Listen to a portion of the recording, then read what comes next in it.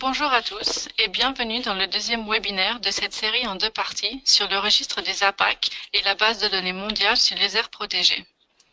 Le registre des APAC a pour objectif de documenter et soutenir les territoires et les aires conservés par les populations autochtones et les communautés locales. Merci de nous avoir rejoints. Je m'appelle Marine de Guigné et je vais vous parler aujourd'hui de la participation au registre des APAC. Si vous avez des questions, vous pouvez les adresser tout au long de la présentation dans la boîte questions et celles-ci seront traitées à la fin du webinaire. Ce webinaire est enregistré et nous partagerons l'enregistrement avec vous une fois celui-ci terminé. Enfin, comme nous souhaitons que ces informations soient utilisées le plus possible, prenez la liberté de partager les documents fournis.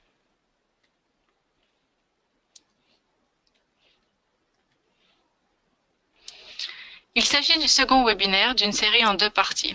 Le premier webinaire, auquel un grand nombre d'entre vous ont participé, a couvert les sections suivantes. Le contexte, qui peut participer, les bénéfices potentiels, les considérations, comment les informations sont-elles utilisées, les cas d'étude et les garanties. Le webinaire d'aujourd'hui va couvrir les différentes façons de fournir des données, fournir des informations dans des langues différentes, les informations requises, les processus de révision par les pairs et à quoi s'attendre par la suite. Nous avons produit, en collaboration avec d'autres partenaires, un manuel pour aider les communautés locales, les populations autochtones et ceux qui travaillent avec eux à fournir des informations dans le registre des APAC. Une grande partie des informations contenues dans ce webinaire figure également dans le manuel. Celui-ci fournit un guide étape par étape pour s'inscrire dans le registre et peut être consulté en cliquant sur le lien en haut de la diapositive. Je vais tout d'abord récapituler brièvement les sujets abordés au cours du premier webinaire. Plus précisément, qu'est-ce que le registre des APAC et qu'est-ce que Protected Planet? Le registre des APAC est un processus volontaire et revu par les pairs, tant pour les populations autochtones et les communautés que pour la communauté internationale pour la conservation, qui permet de reconnaître et protéger les multiples valeurs des APAC et de souligner leur contribution dans la conservation à travers le monde. Le registre fait partie d'un effort mondial plus large appelé l'Initiative de soutien mondial des APAC, qui a pour objectif de mettre en avant la contribution vitale des communautés locales et des populations autochtones dans la conservation. Le registre des APAC est géré par l'UNEP-WCMC et a une communauté consultative qui comprend le consortium APAC et le Programme des Nations Unies pour le développement. Le site internet Protected Planet est le socle de la base de données mondiale sur les aires protégées et contient également d'autres informations sur les aires protégées. La WDPA contient des informations sur tous les types d'aires protégées, y compris celles gérées par les populations autochtones et les communautés locales.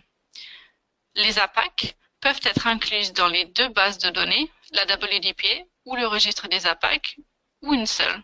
Ceci est la décision du fournisseur de données. Nous allons maintenant parler des informations nécessaires pour s'inscrire dans le registre. Cette section portera sur deux types d'informations nécessaires pour l'inscription, les informations descriptives et les informations spatiales. Les informations descriptives décrivent les caractéristiques d'une APAC.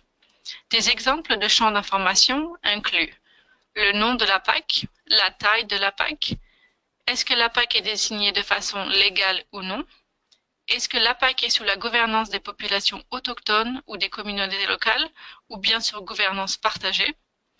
Qui possède le terrain de façon légale? Il existe 21 champs d'information dans la WDPA qui doivent être complétés par le fournisseur de données.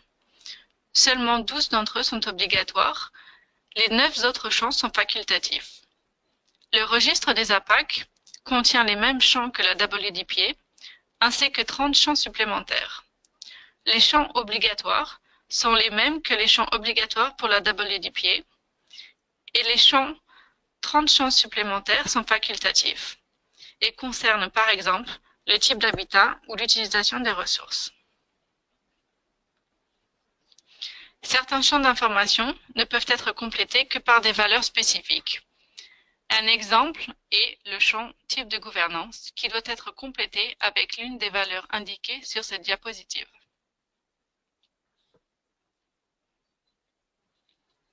D'autres champs d'information sont à texte libre, par exemple le nom de la PAC, l'autorité de gestion de la PAC et la désignation, par exemple forêt communautaire. Comme mentionné précédemment, le registre des APAC contient des champs d'information supplémentaires. Cela permet de stocker des informations plus approfondies sur la biodiversité, les valeurs culturelles et autres des APAC. Les exemples comprennent le nom de la communauté, la taille de la communauté, est-ce que la communauté a des droits légaux ou autres sur les ressources naturelles de la PAC, et quels membres de la communauté ont le droit d'utiliser ces ressources. Le registre des ICC, des APAC, stocke également des informations détaillées sur l'histoire de la PAC, la biodiversité conservée au sein de la PAC, d'autres informations pertinentes. Une liste complète des champs d'information descriptives et de leurs valeurs acceptées est disponible dans le manuel des APAC. En plus des informations descriptives, des informations spatiales sont également nécessaires. Celles-ci permettent d'afficher l'emplacement de la PAC sur une carte. Pour la base de données mondiale sur les aires protégées, l'information spatiale requise est une délimitation de la PAC. Pour le registre des APAC, il est également préférable d'avoir une délimitation. Cependant, si cela n'est pas possible, un emplacement en tant que donnée point ou un emplacement avec la latitude et longitude de la PAC est accepté. Cela sera discuté en profondeur dans la section suivante. Cette section traitera de la manière dont les informations peuvent être soumises dans le registre et abordera en détail comment soumettre des informations dans des langues différentes, comment soumettre des informations descriptives et comment soumettre des informations spatiales. Les informations peuvent être fournies dans n'importe quelle langue. Cependant, le questionnaire du registre des APAC n'est pour l'instant disponible qu'en 4 langues. Ainsi, le soutien d'une personne qui parle l'une de ces langues peut être requise si la communauté souhaite fournir des informations dans une autre langue. Les langues pour lesquelles le questionnaire est actuellement disponible sont l'anglais, le français, l'espagnol et le chinois simplifié. Seul le questionnaire en anglais est pour l'instant disponible sur le site internet du registre. Les questionnaires dans les 3 autres langues sont disponibles sur demande en écrivant à l'adresse électronique affichée à l'écran. Nos partenaires sont les bienvenus pour traduire le questionnaire dans n'importe quelle autre langue s'ils ont le temps et les ressources nécessaires pour le faire. Un exemple est la traduction chinoise qui nous a gentiment été fournie par le programme des petites subventions du FEM en Chine. Nous sommes également très reconnaissants lorsque ces partenaires acceptent que nous utilisions ces questionnaires traduits dans nos activités actuelles. Tous les documents nécessaires pour l'inscription sont disponibles sur le site internet du registre des APAC en allant sur la page « Participer » comme illustré ici. Le processus d'inscription est en grande partie le même, que vous fournissiez des données pour le registre des APAC, la WDP ou les 2 bases de données. La meilleure façon de s'inscrire est de télécharger les documents contenus dans la section « Participer », de les compléter et de les retourner par courrier électronique à l'adresse électronique affichée à l'écran.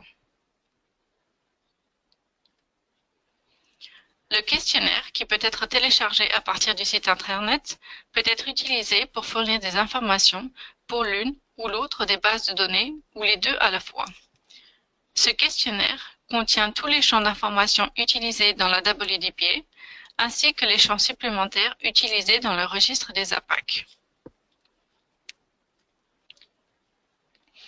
Une autre façon de fournir des données est de demander le format de questionnaire sous format Excel. Cette méthode peut être utile si vous soumettez des informations sur plus d'une APAC. Cela signifie que chaque APAC peut être ajouté comme une ligne distincte dans la feuille Excel, plutôt que de remplir un questionnaire différent pour chaque site. Si vous souhaitez utiliser cette option, vous pouvez demander le questionnaire en format Excel en envoyant un email à l'adresse électronique indiquée ici.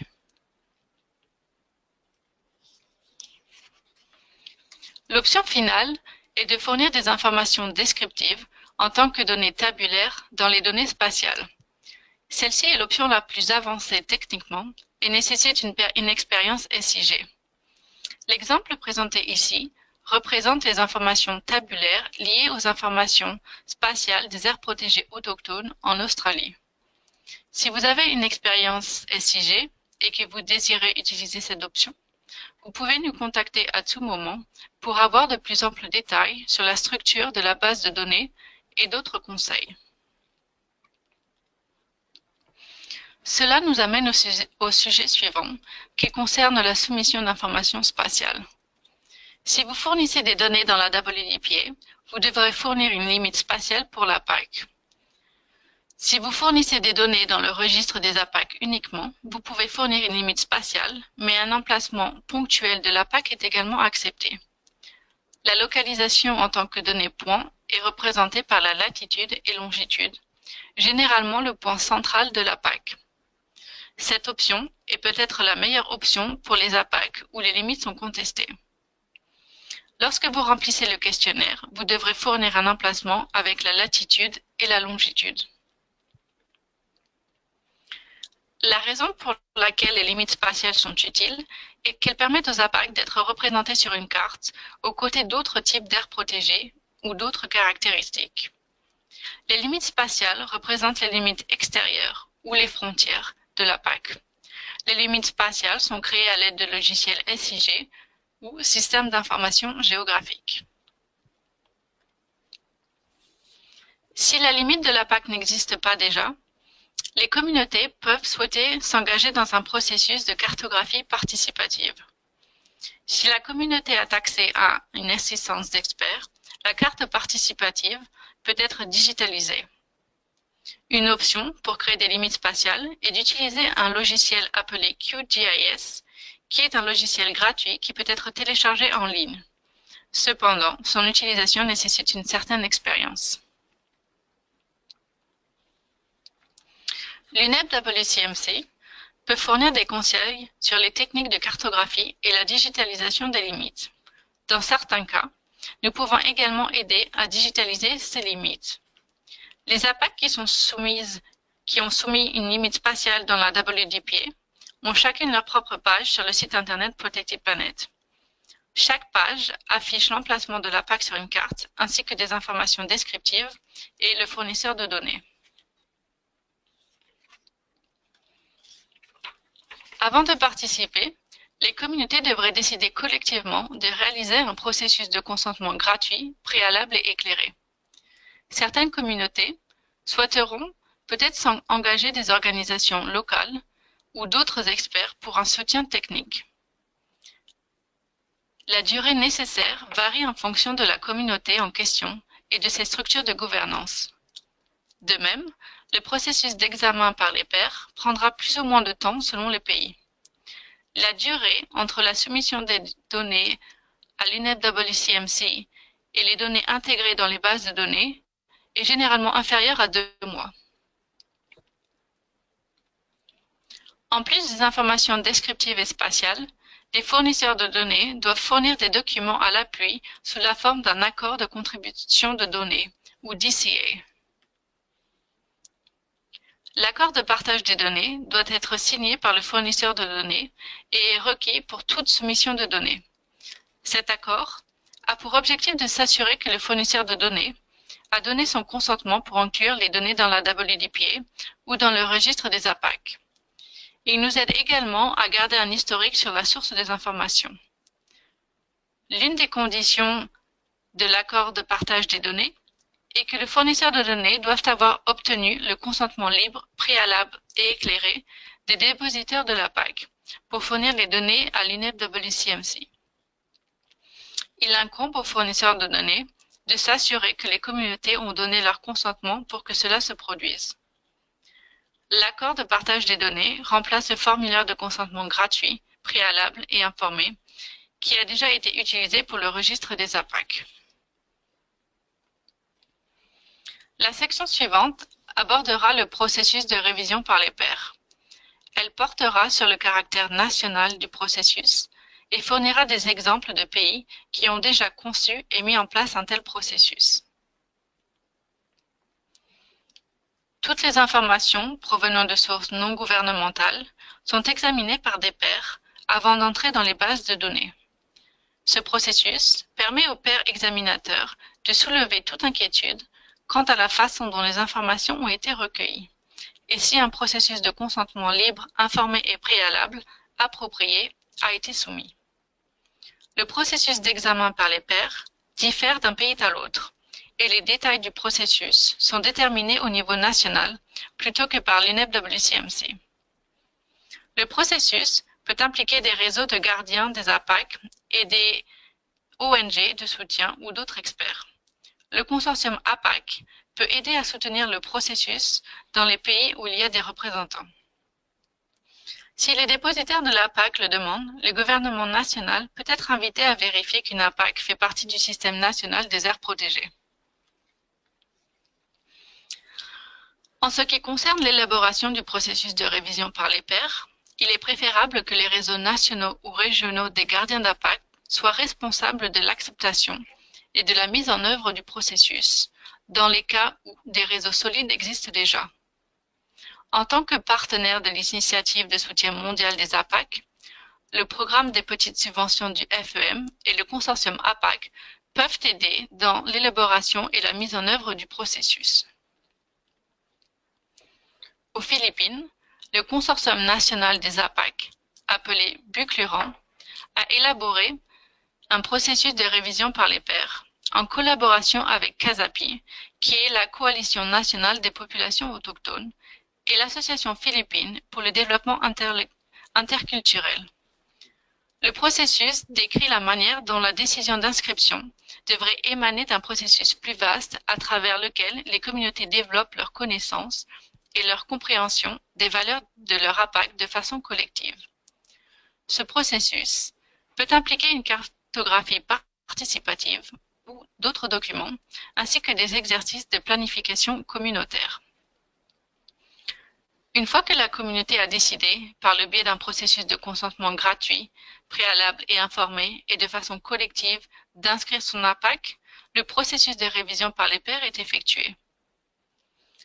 Le processus de révision par les pairs est effectué par les représentants de l'APAC qui ont été élus pour diriger le consortium APAC aux Philippines.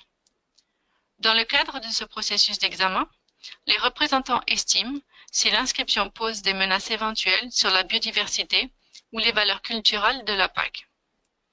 Les données de l'APAC sont ensuite soumises au registre des APAC dans le but de fournir une couche de protection supplémentaire de l'APAC et d'enregistrer et d'encourager la communauté à poursuivre ses objectifs de conservation et ses autres ambitions. Un deuxième exemple est l'Iran, où un processus en 4 étapes a été décrit par Uninomad, l'Union des tribus nomades indigènes d'Iran, en collaboration avec Cenesta, le Centre pour le développement durable et l'environnement. Dans une première étape, les communautés effectuent 3 évaluations. Une évaluation territoriale, impliquant une cartographie participative, une évaluation écologique, impliquant l'ajout des ressources écologiques sur les cartes, en tenant compte des tendances écologiques actuelles, et une évaluation sur la gouvernance, impliquant l'identification et le renforcement des structures de gouvernance coutumières. Si les résultats de ces évaluations révèlent que l'aire peut être considérée comme une APAC, la communauté peut prendre une décision libre, préalable et informée de déclarer son APAC. Ceci est la deuxième étape. Dans la troisième étape, la communauté peut choisir de soumettre les résultats de ces évaluations dans le registre national des APAC maintenu par Cenesta. Enfin, dans la dernière étape, Cenesta prépare la documentation pour inscription dans le registre des APAC et ou la WDPA. À ce stade, les informations sont également envoyées aux organismes gouvernementaux concernés pour leur information et inclusion dans les rapports sur les accords internationaux. Le dernier exemple est l'Espagne, où Iniciativa Comunales a développé un processus élaboré en 10 étapes. De façon résumée, le processus implique l'identification d'une APAC potentielle, puis le partage d'informations avec les dépositaires de l'APAC. La communauté décide ensuite, par le biais d'un processus de consentement libre, préalable et éclairé, si elle veut s'inscrire avec l'accord d'un organisme de facilitation de révision par les pairs. Une fois que les formulaires d'information ont été complétés, les informations sont revues par 2 examinateurs de façon anonyme, qui doivent aussi être membres d'une communauté APAC. Ceci est suivi par une révision par l'organisation facilitatrice et enfin par un examen du comité du registre des APAC, qui se réunit une fois par an. Bien que ce processus soit facilité par Initiativa Comunales, la décision finale est prise par les communautés de l'APAC. Ceci est suivi d'un processus de révision quinquennal. Un examen annuel du processus de révision par les pairs et de sa structure de gouvernance est également en place. Celui-ci est mené par les communautés APAC, les universitaires et d'autres experts. Les exemples de ces 3 pays montrent que le processus d'examen par les pairs peut varier considérablement d'un pays à l'autre et peut être relativement simple ou complexe selon le contexte. La section suivante concerne la soumission d'un cas d'étude pour le site internet du registre des APAC.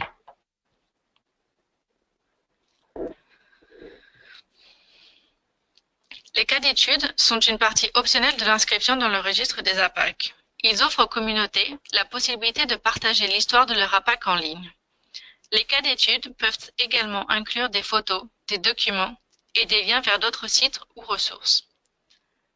Les communautés peuvent utiliser, si elles le souhaitent, un modèle existant lors de la rédaction de leur cas d'étude. Ce modèle est disponible dans la section Participer avec les autres documents d'inscription. Les cas d'études fournis par les communautés sont disponibles en ligne et peuvent être visualisés en utilisant les pages explorées du site internet du registre des APAC. Chaque APAC est affiché en tant qu'emplacement ponctuel sur une carte globale et a sa propre page sur son cas d'étude. L'exemple présenté ici est l'APAC Avukavara en Finlande.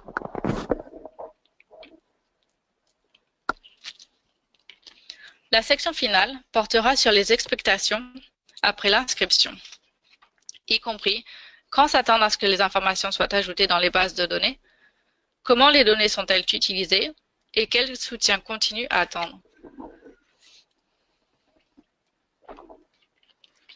Une fois que le contrôle de la qualité a été effectué et que le processus d'examen par les pairs est terminé, les informations sont habituellement intégrées dans les bases de données dans un délai de 2 mois.